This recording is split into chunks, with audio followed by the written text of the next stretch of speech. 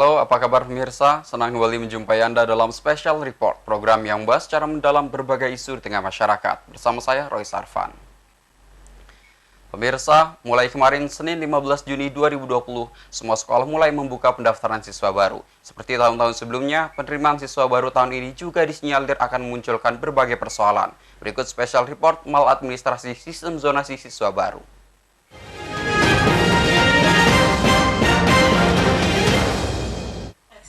Pemirsa, penerimaan siswa baru yang menggunakan sistem zonasi banyak menimbulkan pelanggaran. Selain belum ada standar operasional prosedur yang jelas, penerimaan sistem zonasi juga menimbulkan intervensi terhadap penyelenggara pendidikan.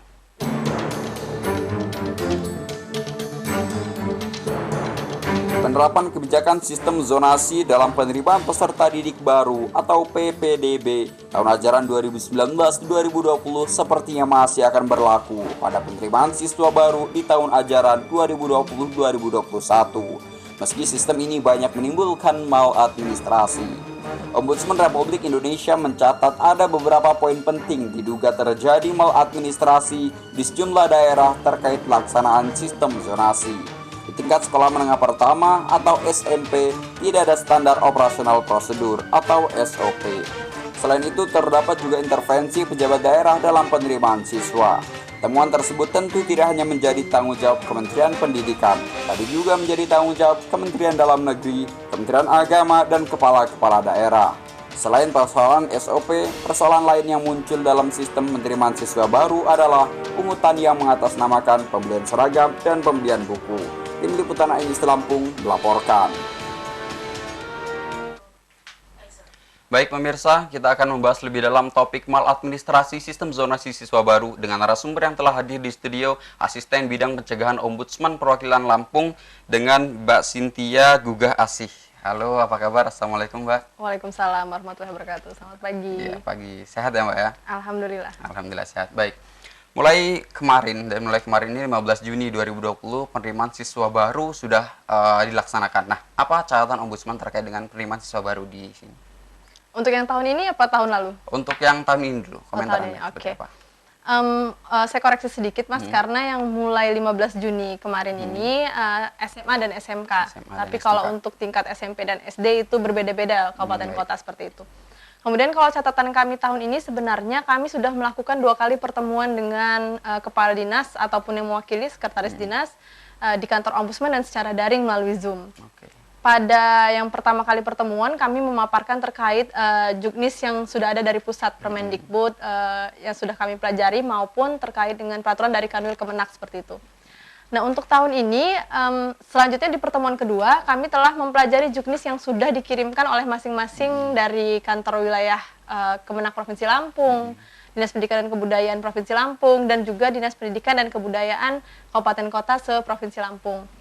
Temuan kami bermacam, mungkin mulai dari SMA dan SMK, bahwa di juknis tersebut, tepatnya surat edaran dari Sekretaris Daerah, pada saat pendaftaran ulang diminta untuk mengumpulkan surat keterangan bebas narkotika. Nah, pada saat itu kami langsung sampaikan untuk ditinjau ulang karena saat ini sedang COVID. Sangat berbahaya kalau kita meminta anak murid kita untuk apalagi seprovinsi Lampung ya, untuk ke rumah sakit, baik itu rumah sakit maupun BNN, takutnya terjadi penumpukan. Kemudian berbiaya. Karena kita mengetahui nanti kalau ada siswa dari keluarga yang kurang mampu seperti apa, misalnya pembayaran 200.000 dan sebagainya.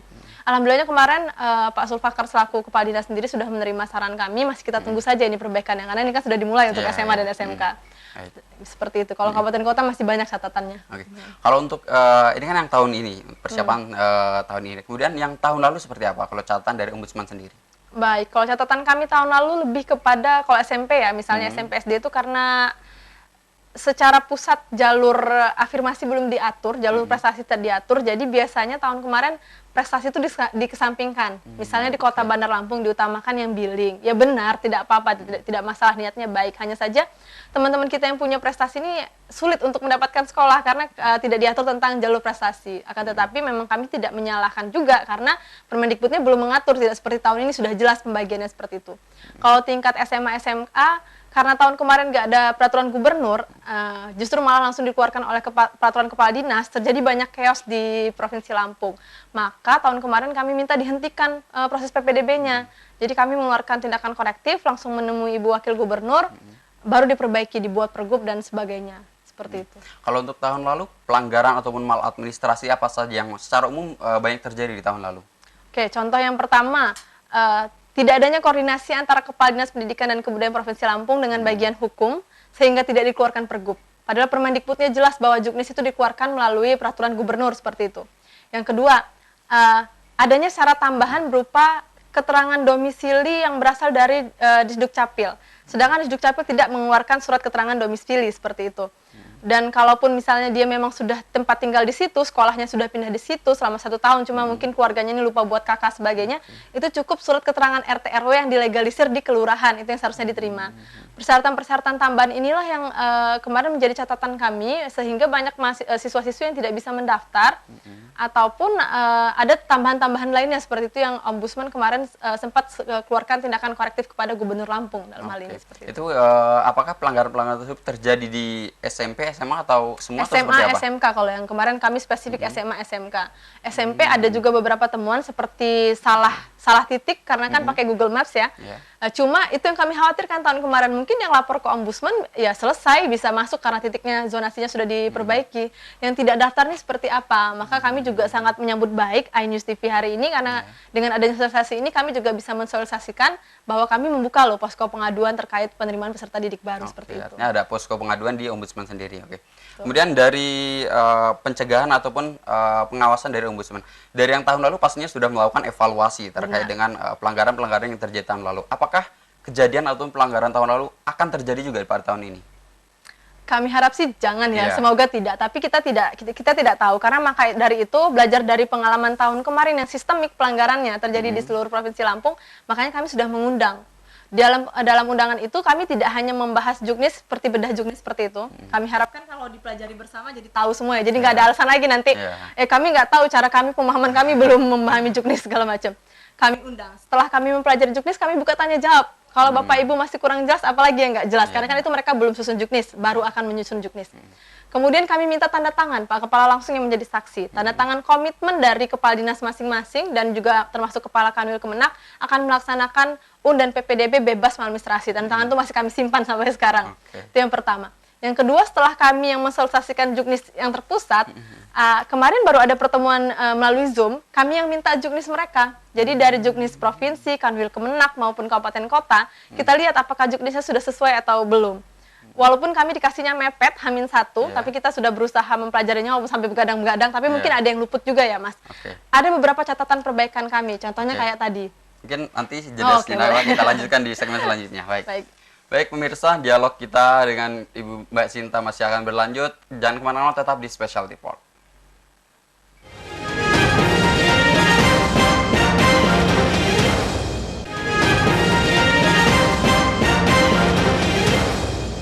Baik pemirsa, terima kasih Anda masih di Special Report. Kita akan lanjutkan obrolan kita tadi Mbak. Baik Mbak Sinta, tadi kita sempat membahas tentang catatan-catatan yang ditemui oleh Ombudsman. Mungkin bisa dilanjutkan tadi. Kalau tadi kan yang untuk SMA, SMK sudah, kami juga sudah mengingatkan langsung ke Kepala Dinas Pendidikan dan Kebudayaan Provinsi Lampung. Ada satu lagi dulu untuk Kanwil Kemenak. Karena kemarin diwakili oleh Pak Rifai kalau saya tidak salah, bahwa pelaksanaannya itu sudah diubah 70% melalui online atau daring. Tapi sisanya terkait administrasi yang harus secara manual masih dikoordinasikan ke kantor Kanwil Kemenak Kabupaten Kota. Kami minta itu juga dilakukan dengan secara serius, termasuk terkait protokol pencegahan COVID-19-nya. Kalau memang harus masih ada wawancara manual atau penyerahan berkas daftar ulang, itu yang kami belum dapat kemarin dari kantor wilayah Kemenak Provinsi Lampung. Kemudian untuk SMP dan SD yang ada di kabupaten kota, itu catatan kami beragam. Coba ini saya sampaikan yang umum-umum, kayaknya nggak selesai nih kalau disampaikan semua. Intinya saja, misalnya contohnya seperti ini.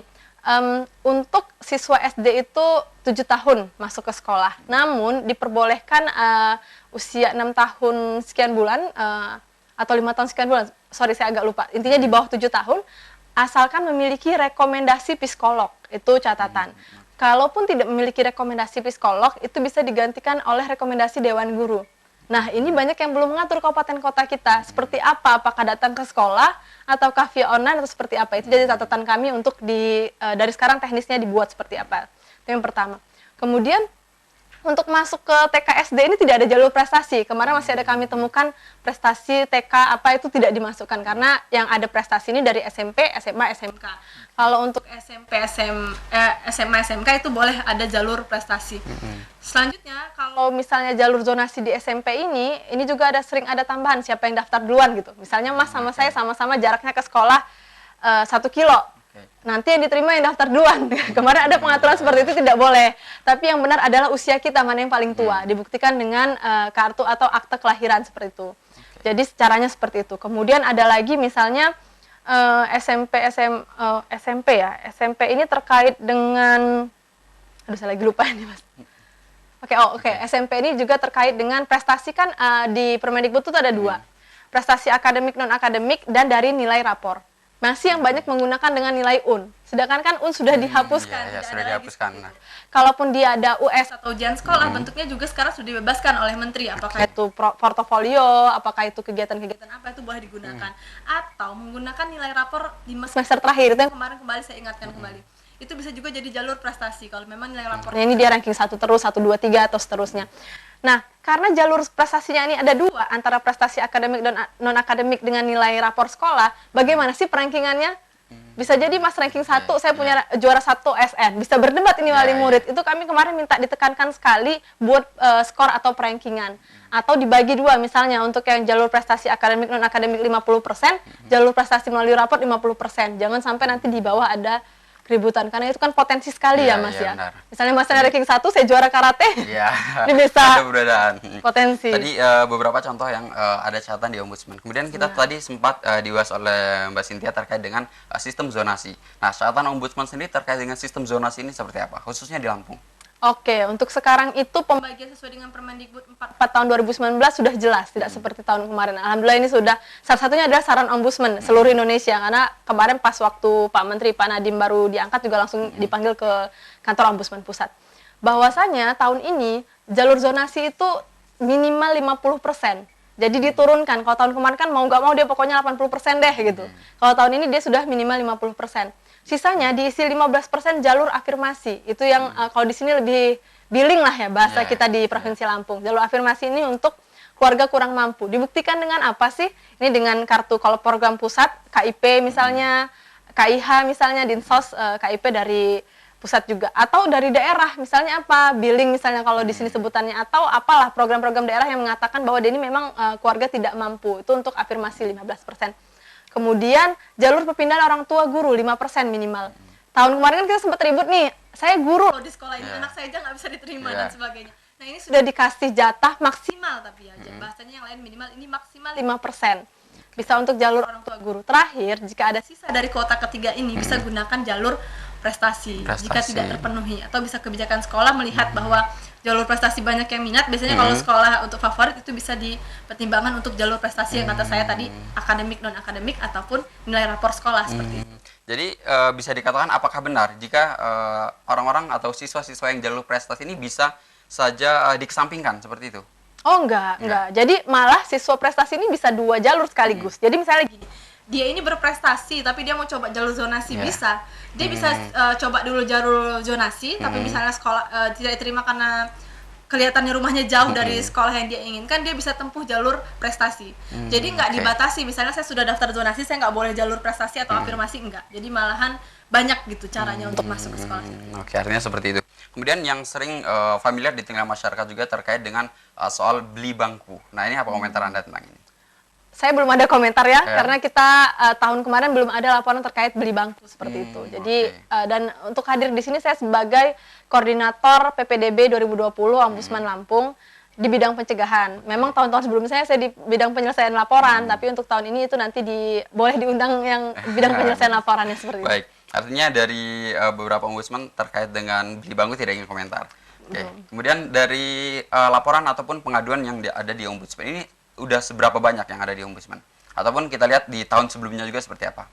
Kalau tahun sebelumnya, kalau saya tidak salah catatan kami ada 15 laporan yang masuk ke kami terkait PPDB. Dan alhamdulillah itu sudah selesai semua. Baik yang hanya dia salah titik zonasi, dia tidak bisa daftar karena dia orang kurang mampu, atau dia tidak bisa daftar karena nggak ada surat keterangan dari Disduk Capil, itu sudah kami selesaikan. Hmm. Kalau yang tahun ini belum ya, mungkin karena masih baru mulai laporannya seperti itu. Oke. Kalau dilihat dari Ombudsman sendiri, wilayah mana yang sekiranya ada potensi terkait dengan maladministrasi seperti ini? Oke, sebenarnya karena yang paling banyak laporan tuh SMA, SMK, maka dia rata di seluruh Provinsi Lampung. Hanya saja, mohon maaf ini, masyarakat sepertinya agak sulit diedukasi kalau misalnya sudah tahu anaknya nggak keterima, udah marah-marah, kadang ke Ombudsman itu cuma minta didengarkan, bukan untuk melengkapi laporan. Sedangkan di Ombudsman ini ketika mau melapor, dia harus memenuhi syarat. Seperti itu, ada 3 syarat untuk ke kami, yaitu KTP, kartu identitas atau hal lainnya yang menunjukkan bahwa dia warga negara Indonesia, kronologi, dan pastikan dia sudah komplain seperti itu. Nah, masalahnya masyarakat ini biasanya kalau suruh kita lengkapi dulu, udah keburu emosi duluan. Padahal kalau kemarin diterima, mungkin laporan di Ombudsman bisa ada 100 lebih seperti itu. 100 lebih ya, Mbak. Oke. Tahan sejenak, kita akan iklan. Nanti dilanjutkan di segmen selanjutnya. Baik pemirsa, makin menarik perbincangan kita, namun kita harus jeda sejenak. Special Report akan kembali setelah pariwara berikut ini.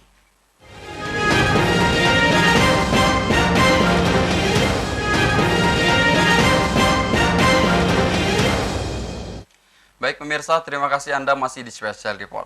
Baik Mbak Cynthia, tadi kita terkait dengan pengaduan yang ada di Ombudsman, seandainya itu pun seluruh masyarakat ingin melapor, bisa saja. Mungkin bisa diberitahu pada masyarakat seperti apa jika ingin melapor kepada Ombudsman. Baik, karena kita tahu bersama PPDB ini berbatas waktu, sebenarnya Ombudsman itu bisa melakukan namanya RCO atau respon cepat Ombudsman. Jadi dia dibedakan dari laporan reguler. Kalau laporan reguler kan lebih lama jarak tempuh waktunya, sedangkan PPDB ini berbeda. Untuk orang tua wali murid bisa hubungi di nomor 0811 980 3737 atau ke email kami pengaduan.lampung@ombudsman.go.id. Nah, untuk syaratnya sebenarnya mudah sekali, karena ini kami mengetahui tahun kemarin tuh kebanyakan karena sudah emosi duluan di sekolah, jadi kayaknya mendengar persyaratan Ombudsman ini udah keburu males gitu untuk melapor ke Ombudsman. Mungkin dilihatnya ribet atau seperti apa, padahal belum tahu. Karena khawatir ribet dan sebagainya. Padahal syarat di kami mudah, hanya ada 3. Yang pertama adalah identitas diri berupa KTP ataupun surat keterangan jika memang tidak ada. Fotokopi saja atau difotokan via WhatsApp juga nggak apa-apa, kita mempermudah. Kemudian karena ini lagi COVID juga nggak perlu datang, jadi bisa hubungi tadi di kontak kami. Kemudian yang kedua adalah kronologi. Kronologi ini nggak harus ditulis tangan rapih-rapih, ditulis ketik nggak usah, diketik WA juga kami terima. Jadi kronologinya ini intinya misalnya saya mendaftarkan anak saya tanggal sekian ke sekolah A. Lalu diberi penjelasan seperti ini, anak saya tidak diterima karena seperti ini, saya sudah mengeluhkan kepada ibu ini, selesai. Itu adalah kronologi bagi kami.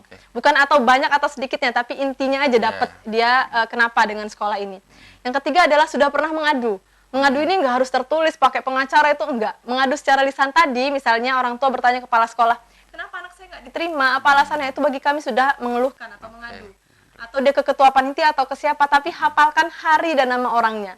Misalnya saya ketemu masnya di sekolah A, hari ini tanggal sekian, itu bagi kami sudah melengkapi persyaratan.